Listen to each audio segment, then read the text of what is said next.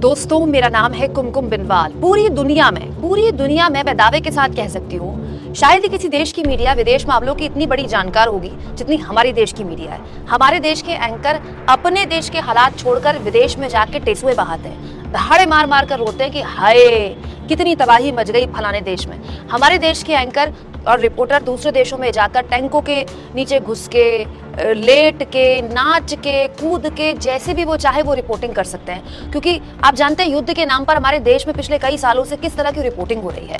Video game तक in news channels ने दिखाए हैं फर्जी युद्ध के नाम पर कवरेज बटोरने के लिए। लेकिन आज दोस्तों ये जो खबर है, ये खबर आपको किसी भी न्यूज चैनल के एंकर, रिपोर्टर या संपादक को परेशान करने वाली नहीं दिखेगी। लेकिन ये खबर हर भारतीय के लिए जानना जरूरी है, इसलिए ये खबर मैं बना रही हूँ। दोस्तों, ये खबर देखिए जिसमें साफ लिखा है, कतर में 8 पूर्व भारतीय नौसैनिकों को सजाए मौत। भारत के पूर्व नौसैनिक, याद रखिए आम नागरिक नहीं, भारत के पूर्व नौसैनिक, 8 पूर्व नौसैनिकों को सजाए मौत दी गई है। किस देश में? कतर में। याद रखिए दोस्तों, कतर वो देश है जो हमारा मित्र देश रहा है। प्रधानमंत्री मोदी जब कतर गए थे तो कहा गया था कि भारत के पहले प्रधानमंत्री हैं जो कतर गए। उस वक्त बड़ा डंका बजाया गया था। कतर वो देश है दोस्तों जहां हमारे इस वक्त मौजूदा दौर में 8 लाख भारतीय रह रहे हैं। बहुत बड़े स्तर पर वहां भारत के लोग जाते हैं, कामगार के तौर पर वहां काम करते हैं।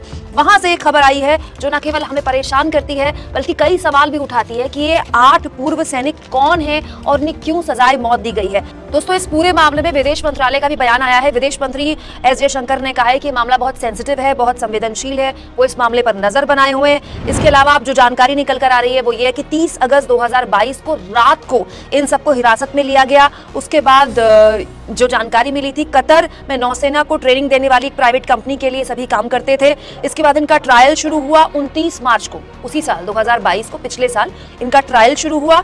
अब इन पर आरोप क्या है, इसको लेकर पब्लिकली कुछ नहीं कहा गया है। ना कतर सरकार के द्वारा ना भारत सरकार कुछ बता रही है कि औपचारिक तौर पर पता तो चले कि इन पूर्व नौसैनिकों पर आरोप क्या है। दोस्तों, भारत का दूतावास ये कह रहा है कि सितंबर 2022 को उसे इस बारे में जानकारी मिली, यानी कि 29 मार्च को ट्रायल शुरू हो गया हमारे 9 पूर्व नौसैनिकों का, और भारतीय दूतावास को सितंबर को 2022 सितंबर को इस बारे में जानकारी मिली।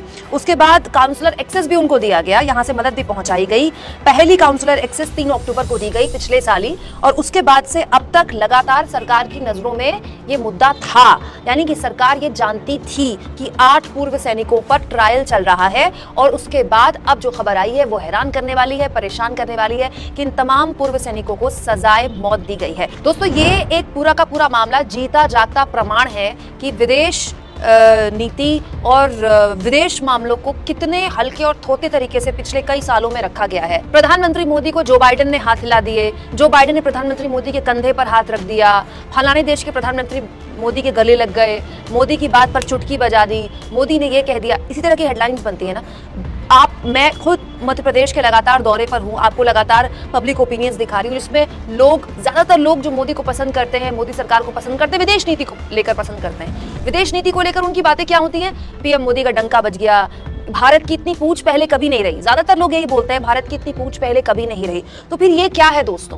क्या इस तरह के सवाल मीडिया को नहीं पूछने चाहिए? वो मीडिया जो भारत के मुद्दे छोड़कर विदेश मामलों की ही जानकार है। अब ये जो जितने भी एंकर टेसुए बहा रहे थे विदेश जाकर, इनके टेसुए अब क्या सूख गए हैं? ये टेसुए बहाते बहाते सरकार से क्यों नहीं पूछते भाई कि ये 8 जो नौसैनिक हैं, हमारे देश के पूर्व नौसैनिक हैं, उनको क्यों सजाए मौत दी जा रही है? क्या कतर सरकार से इससे पहले कोई बात नहीं हुई? काउंसलर एक्सेस जब उन्हें दिया गया था तो फिर कहाँ नेगोशिएशंस में कमी रह गई? क्योंकि दोस्तों, जिस तरह से न्यूज चैनल्स आप लोगों को बताते हैं उस तरह से विदेश नीति नहीं चलती है।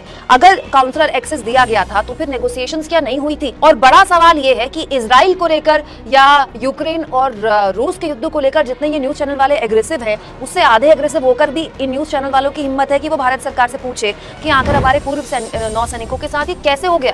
दोस्तों, इस पूरे मामले में न्यूज चैनल्स की बेचारगी पर आप क्या सोचते हैं? कमेंट बॉक्स में जरूर लिखें, और जितना हो सके दोस्तों चैनल को शेयर भी करें, सब्सक्राइब भी करें, और थैंक्स और ज्वाइन के ऑप्शन से अगर आप चाहें तो कुछ आर्थिक मदद भी चैनल की कर सकते हैं।